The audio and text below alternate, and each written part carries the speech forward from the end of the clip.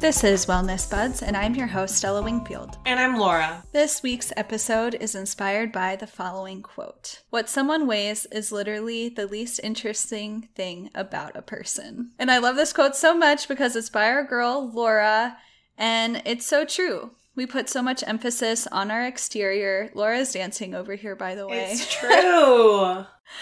Yeah, I've been wanting to use this quote actually for a minute, like it's been in my head, but I'm like, I don't want her to know that I'm thinking about using this.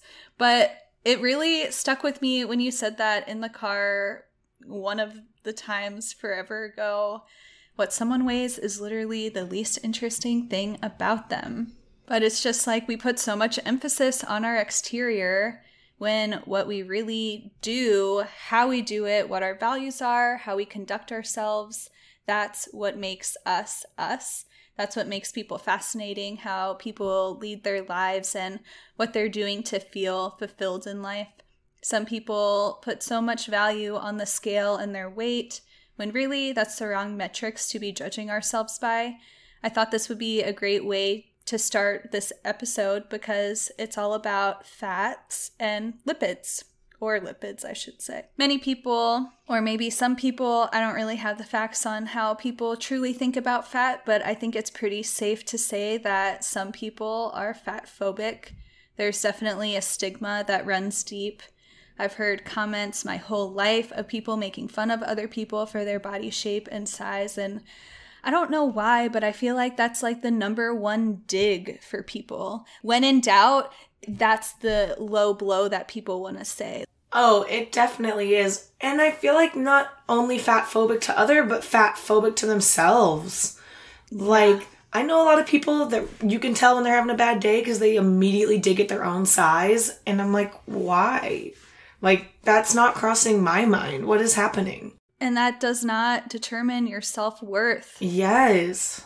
Your weight, your size, and calling yourself fat, it's like just so unproductive and so cruel. It's so cruel to talk to others that way. It's so cruel to talk to yourself that way, and people judging other people without really knowing what's going on inside of another human. Like, you really don't know. Do they have an underlying condition? Like, I think it's just such a loaded topic of the stigmas that go around larger bodied people, and it's like just so uncool. But I also just think it's the way that we grew up. Like, the US, for instance, I feel like is very fat phobic and like promoting that sort of mindset, which is crazy with how much obesity is in the US and how fat phobic our mainstream media is.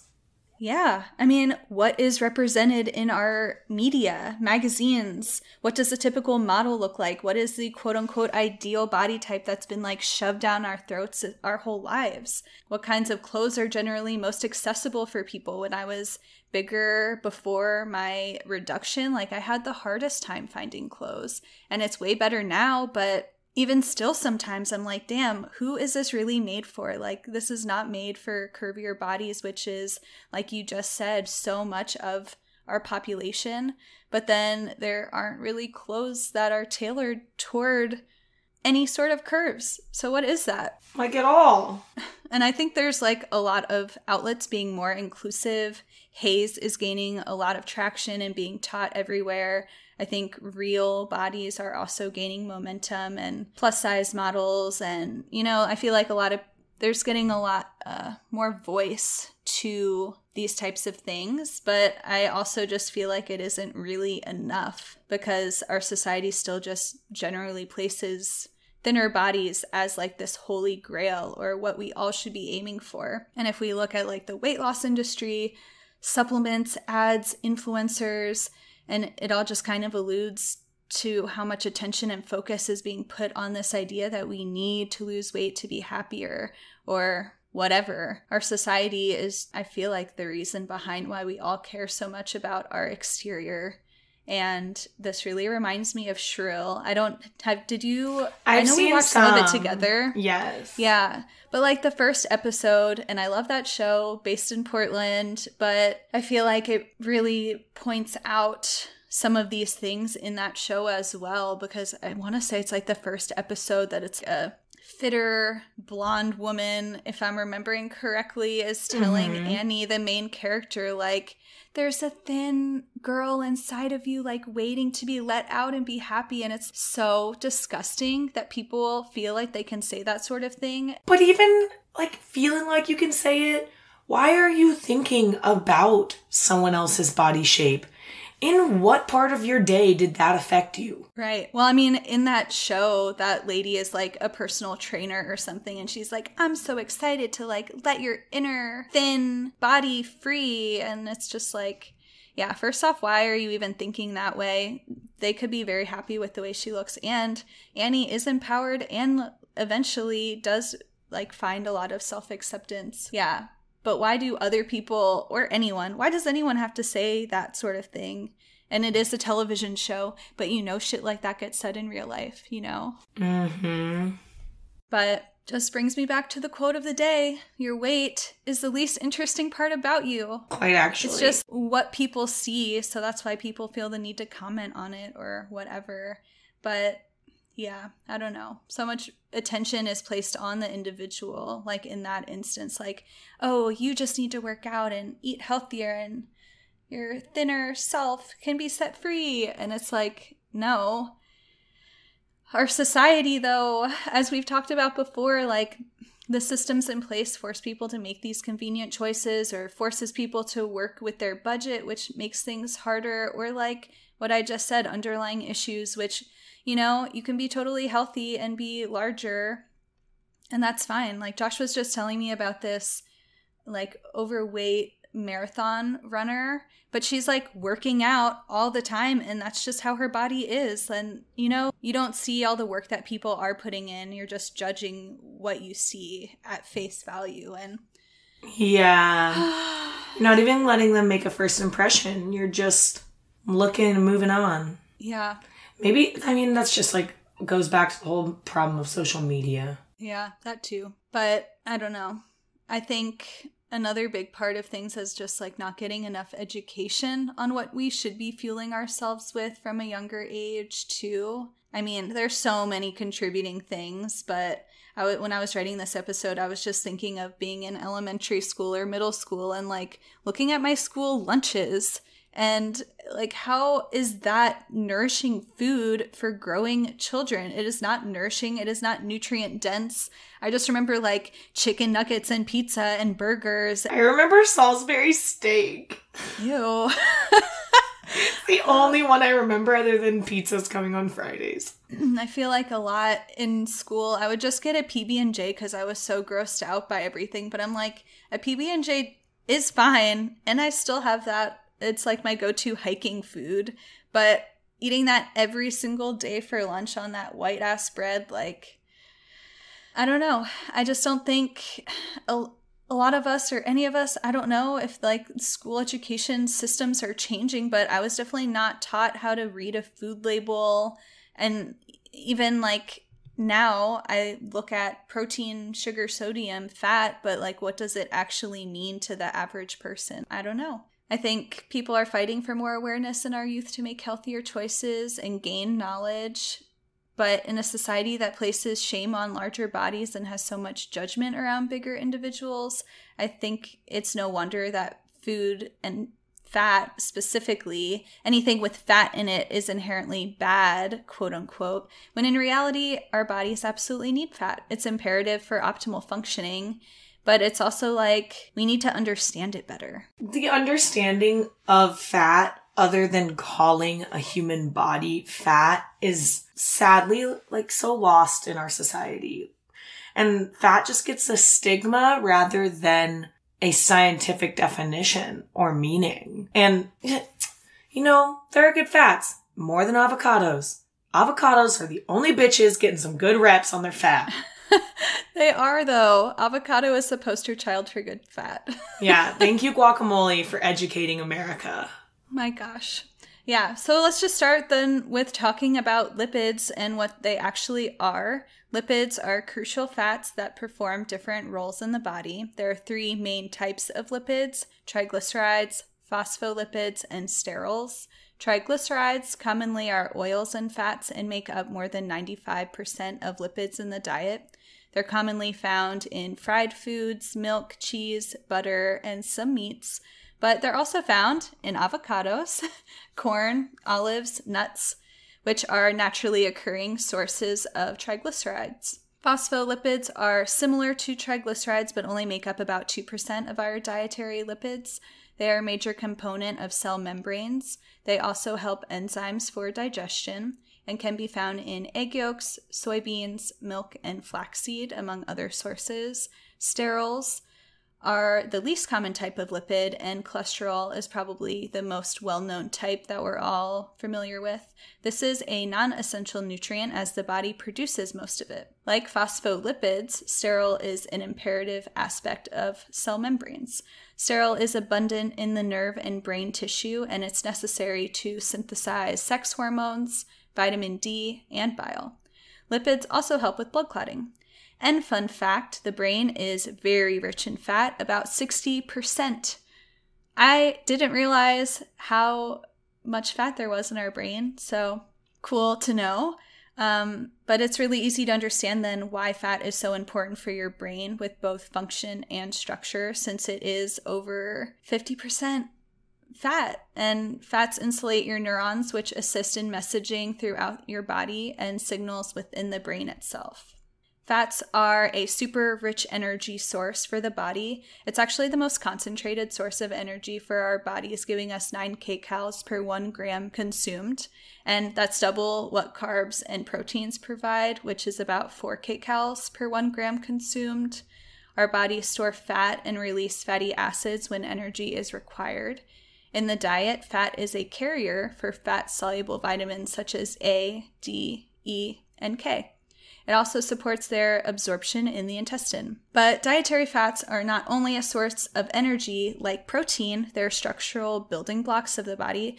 Like we just talked about with the cell membranes, they're a major component of the cell membranes, and they play a vital role in making sure the movement in and out of cells works as it's supposed to. Fat also helps with, I can never effing say this word. Satiety? Satiety. I always want to say satiety because I ballparked it. Yeah, I'm pretty sure that is how you say it. So it helps with satisfying hunger because fats are slower to be absorbed and digested than the other macronutrients. It's a good rule of thumb in general to eat your food slowly because it helps allow your body time to recognize when it's full and like the brain signals to know that you're actually full. But especially foods higher in fat, because it is so satiating and it tastes so good as higher fatty kind of foods usually do, it's really easy to overtreat yourself with it and not realize that you're full. When you're eating higher fatty foods, it's a good idea to just eat a little slower. Some other important functions of fat includes its insulation and protective qualities. We are indeed padded with fat to help protect us. For anyone curious, the average body fat for a man is between 18 and 24% and 25 to 31% for women. But adipose tissue, aka body fat, can make up a larger percentage, obviously, depending on one's body size. Some of this fat is stored in the abdominal cavity, and this is called visceral fat, which wraps around your internal organs and protects them. And I really love that imagery of just like, oh, this fat is just like wrapping around my organs to protect them. Cuddlebug fat. Yeah, but it's protecting your liver, kidneys, intestines, pancreas, and I'm sure more. Some fat is stored just below the skin, and that is called subcutaneous fat, which helps regulate body temperature. So a lot of these things that we've been talking about this month all are helping with keeping your temperatures level in your body. Fat also adds that padding to our hands and our booties to protect us from friction. So we can also thank fat for that extra padding when we participate in physically demanding activities such as snowboarding, in Laura's case, skiing, ice skating, horseback riding, all of those things. The booty. Fat gets a bad rep, but like we need it. We need that padding. It also assists with digestion and increases bioavailability. When food digests, fat is released and combines with the fat-soluble nutrients, and the combo of fat and nutrients helps those nutrients to be digested more easily and absorbed in the body. The improved absorption equates to increased bioavailability, which is pretty cool to think about. Dietary fats can also increase the bioavailability of phytochemicals, which are non-essential plant compounds that are beneficial to our health. A lot of them are really high in antioxidants, and a lot of the phytochemicals are fat-soluble. Some examples, most people have probably heard of beta-carotene found in carrots and sweet potatoes, which helps with eyesight and helps preventing cognitive decline. And lycopene, found in tomatoes, is another powerful antioxidant. So it's just kind of cool to know that dietary fat helps improve that absorption of these molecules, which is just incredible because they are so great for your body. Also, some of the best dietary sources of these vitamins are also found in foods that are high in fat, so they work really well together. Nuts, for instance, such as peanut butter or other nut butter, seeds, plant oils, are a great source of vitamin E and has those good fats. So if you're practicing a low-fat diet, it's hard to consume enough vitamin E, so it's just something to be aware of. And it's kind of cool to know that naturally occurring items that you're eating, they're like working together, that fat-soluble nutrients and giving you those vitamins you need. It's also cool if you're a nerd like me.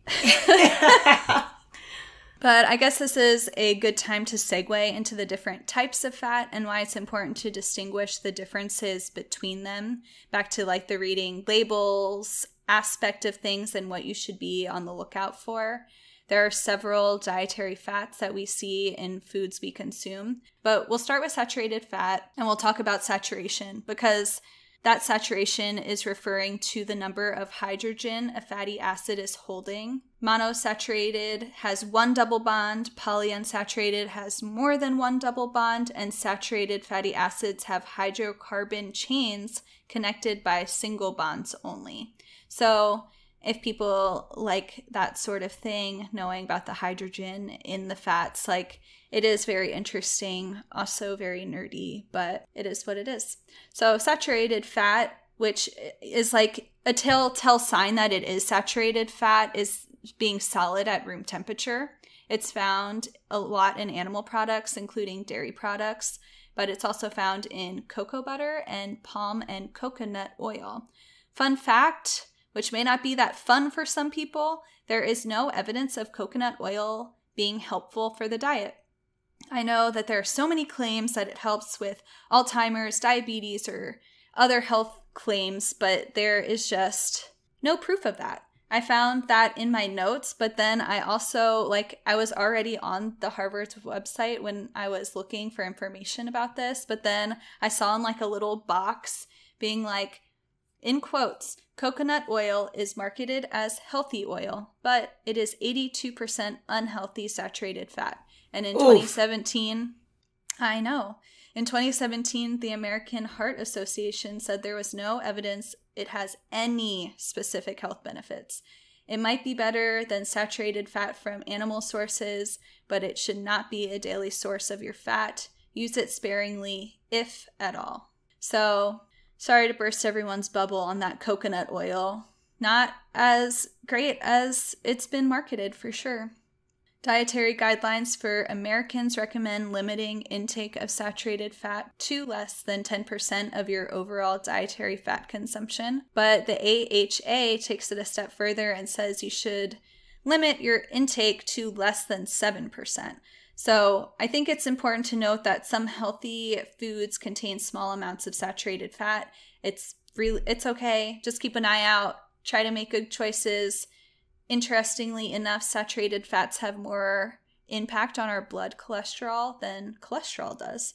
And after reading a Harvard article, there seems to be more to learn on how negatively impactful saturated fat actually is. But basically, the overarching message I learned was just eating good fats in place of saturated fat can be beneficial if you have been eating saturated fats, just kind of swapping that out. But What's a good fat then? So unsaturated fats are considered the good fat, or they're beneficial for you. So that is why they're considered good. So anything unsaturated, which are liquid at room temperature, they can improve blood cholesterol levels, lessen inflammation, balance heart rhythms, but unsaturated fats are mainly found in foods derived from plants, such as vegetable oils, seeds, and nuts. There are two types of unsaturated fats, monounsaturated and poly. We'll start with the mono. There are high levels of monounsaturated fat in olive, peanut, and canola oils. Avocados get all the praise, but also almonds, hazelnuts, and pecans, and pumpkin and sesame seeds also have a decent amount of monounsaturated fats. Polyunsaturated fats, you can find high levels in sunflower, corn, soybean, and flaxseed oils, as well as flax seeds, fish, almonds, and walnuts. Since we're talking about flax, I'm going to go into omega-3 fats. They're an important type of polyunsaturated fats, and the body cannot make these, so it must come from food. If you're a vegetarian, it might be a little harder to get sufficient amounts of this. I know when I tracked my food for a bit, it was one aspect that I could have been doing better on. So I've been eating more salmon throughout my week, about 2 to 3 times, to get all those healthy levels and get those healthy fats. And for the longest time too, whenever I made salmon, I would scrape off the white fat that came out. It's like the best part. I know, in honor of, researching and finding out, and I don't know, just like being less weird about it to myself, because obviously I have been weird about fat, but I'm like, nope, I'm eating it all. I used to literally scrape it off and put it on top of Winnie's food. I'm like, she can eat these fats. But last night, I made myself salmon, and I was just doing it all in. And I just need to keep doing that. And it's like when I see it, even though I know it's good for me, it still just like grosses me out. And it's a weird mental hurdle that I need to overcome. But when we do live in this culture that's so like, bad is bad, it's just, it's hard. You need to switch your mindset to like, fat is yummy. Yeah, it's good for you. And like, growing up eating meat, I always hated the fat on beef or any kind of or chicken even. I would always cut that part out because I'm like, fuck no, it's so gross. I don't want it. I don't want to be fat. I don't need that fat. And it's like, in some instances, animal fat is just really not that great for you. But in the case of salmon, it's really great for you. Eat it all. We can go on this journey together. It's okay. I will say too, though, for good sources of just plant, if you are vegetarian, not pescatarian, some good plant sources for omega-3s include flaxseed, walnuts, hemp seeds, kidney beans, tofu, and canola or soybean oil. And just a little information for everyone: omega-3s reduce arthritis, inflammation, blood pressure, dementia, heart disease, blood clots, and helps protect the brain, among other benefits. So omega-3s really are so important, and I think it isn't necessarily on the radar of you really need to get those though. People talk about them, but do they really pay attention to making sure that they get them? All 3 types of fat, the saturated, monounsaturated, and polyunsaturated, all fats have all 3 types of these kinds. So one is usually higher than the other. So, the saturated is going to be there in smaller amounts. Just part of life. Trans fatty acids occur through hydrogenation, which forces hydrogen into unsaturated fats through heating. It's basically trying to get these liquid, good fats to act like a solid into the saturated, not good for you fats. It's just a weird process to me. And I don't know. There's very little found naturally in food, but there is a small amount of the trans fatty acids in beef fat and dairy fat. Any ingredient that says hydrogenated, that's the key word for trans fat, and you should probably avoid that, because trans fats are the worst kind of fat for the heart, blood vessels, and the rest of the body, because it causes inflammation, contributes to insulin resistance, which I think we've talked about before, but is the precursor for diabetes. And even in small amounts, while researching, I found that for each additional 2% of calories from trans fat consumed daily, the risk of coronary heart disease increases by 23%. Stop. That's like a big jump. That is insane. Just avoid them. I feel like in general, I try to avoid them anyway, but it's just really good to know that hydrogenation word. Because then if you see that, it's like knowing that those two are one and the same, anything hydrogenated is the same as trans fats. And if you see trans fats in any significant amount, like, no, avoid it.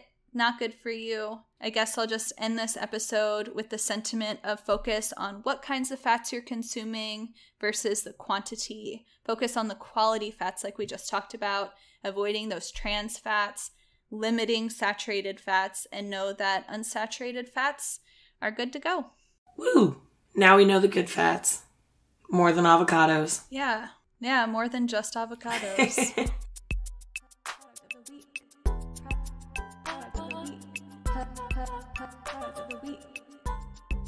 Product of the week. Pow!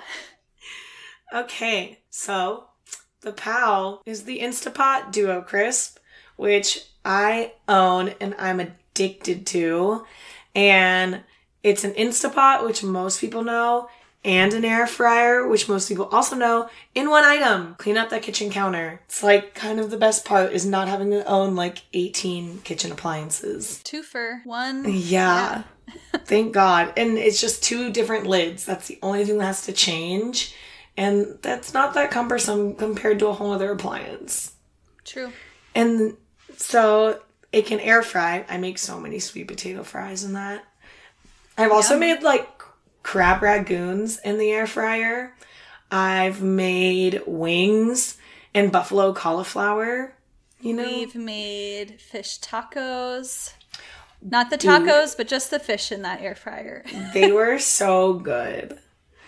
And the air frying, the fries come out pretty crispy, I'm just saying. I do use the pressure cooker all the time for quinoa and rice. I'm gonna have to use it for rice today. Dude, jasmine rice takes literally 5 minutes with pressurizing. It's amazing. Yeah, it happens so fast. And then if you do a large amount too, then it's like, well, then I just have quinoa or rice for the week. Bam, done. Exactly. But I use it a lot for that. Also for the meat eaters. You know, you can cook your steaks in water. Sous vide, is that how you say it? Don't judge me. Sous vide. I think sous vide is right. Okay, I'm pretty sure. I just clicked the pretty button that says the word. But it's so good. Like, it just evenly cooks your steak to the exact kind you want. So if you're gonna be someone who's gonna eat red meat that day, at least make it the best way possible. Yeah. And also the soups. Like, you can make so many good soups in there. You can make so much. I mean, there's also just like items or features I have never used that I need to explore more. Oh, I've even made yogurt, dairy-free yogurt in the Instant Pot. I don't know if you've ever used the yogurt function. I have not. That's pretty cool too. But I don't know. It's better than like store-bought yogurt, I think, just because you get to control the sugars that go into it. But at the same time, if anyone knows something I don't, let me know. But the consistency is just never quite as thick. Like, it's still good. It's just not as thick. I don't know. Maybe it's because it's dairy-free, the kind that I've used, but... Yeah. But yeah, love it. Learn it. Be it. Buy it. Own it. Yeah. I love it. Cool. We'll link it below. If anyone hasn't hopped on the Instant Pot train, just get the air fryer combo because it's worth it. Thank you all so much for listening and nerding out with us this month of how certain things we consume impact our body. We did sugar, we did water, we did protein, and now lipids or fats. Some of these items are so imperative for proper body functioning. In other cases, the sugar, definitely got to limit it. Yeah. But it's been really fun to dive deep with you guys this month. December will look entirely different, but, you know, maybe in the future, if people really like this, we can dive into other things. Feel free to call or text our business line, 971-292-5400. 5565 or email us at wellnessbudspodcast@gmail.com. So yeah, if you have any suggestions for future episodes, if you have any questions in general, if you want to share anything about your personal journey with food, if you want to share your peaks and valleys, like how was your Thanksgiving, y'all? We'd love to hear from you. We look forward to hearing from you. The feedback is everything. So just do it. Let us know. Hit us up. We're here. DM us, whatever. Follow us on socials. We're thankful for everyone who's listening. We appreciate your support. If you like what you're hearing, please leave us a review, donate, subscribe, share with a friend or family member. Like I just said, if you want to follow us on any of our socials, please do so. You could also join our fan club over at Patreon. Yeah, I'll just say thanks again, and we'll catch you next week. Bye. Bye.